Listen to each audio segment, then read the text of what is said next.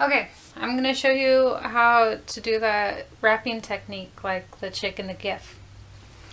So if you look at my paper right now, you can kind of tell that it's too much for my box. And a quick way to tell is just to make this side face this corner, and you're just going to pull the corner over, because what you always want to make sure is that this side and the two corners are completely covered. This, however, folds over onto the side, which is a key indicator that it's too much paper, because everything just needs to be on the bottom of the box. And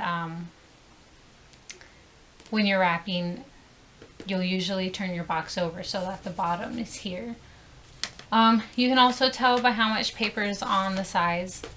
So one thing to do is just to move your box closer to the corner, and then you can check again. And I can see that both corners are still covered and there's not as much wrapping paper on either side.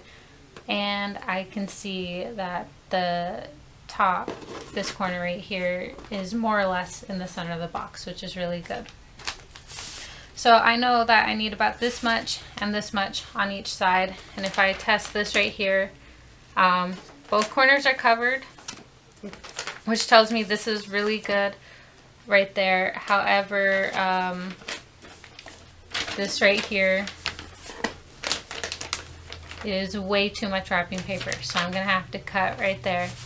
And this as well does cover it all the way, which tells me that this is a good amount right here. So I just need to make sure, oops, let's see, that's good, that's good, that's good.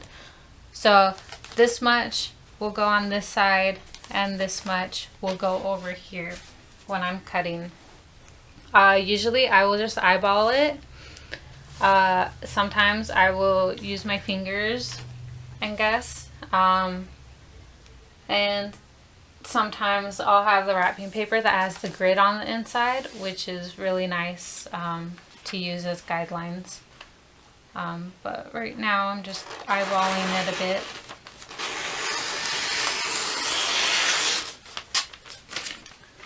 So I did that side. Both corners are still covered. Same there.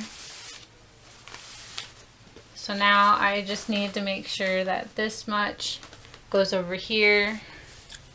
Then I can just cut it real quick. And it should be good to go. So what you're going to do first is you're going to take any of the corners and you're just going to fold it over like this. And then you're going to turn it either way. And what you're going to do is you're going to fold this in and you're going to pull this up. You can use your thumb here and your finger here to help guide it.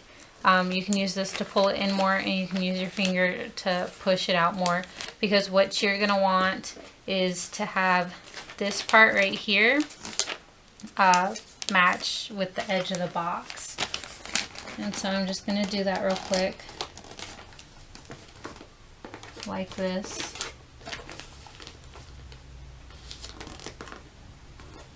And then what I'm going to do is I'm going to crease it in these 3 spots. That's good to go. And then I'm going to turn it again. And same thing, you're just going to push it in and then pull it up. This right here is going to fold over like this when you do this. And then you're just going to pull it over again. Again, you have your 3 creases to make. Sometimes you will have 4 depending on how much wrapping paper got folded over in that.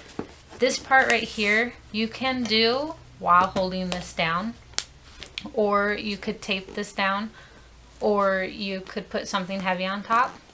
But so if I were to do it with just holding it down, if I can get away with one hand holding it down, that's great.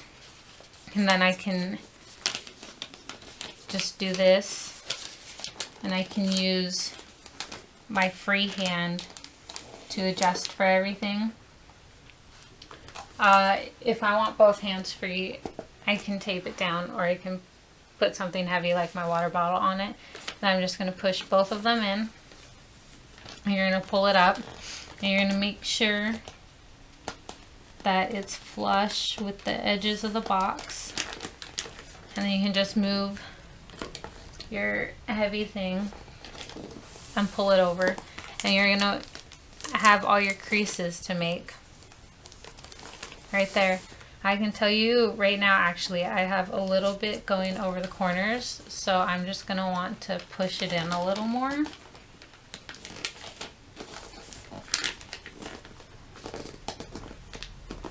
And then I'm going to want to crease it again. And then I can actually probably get away with using one piece of tape right there. Right here. Sometimes, depending on the box, you might have to use 2 pieces of tape.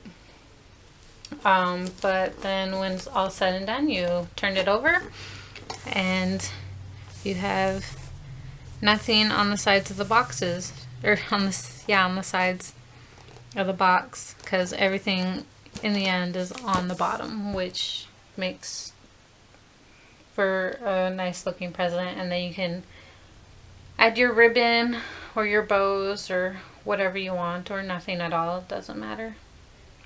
But there you go. If you need any more clarification or anything, just feel free to ask, and I'll do my best to help.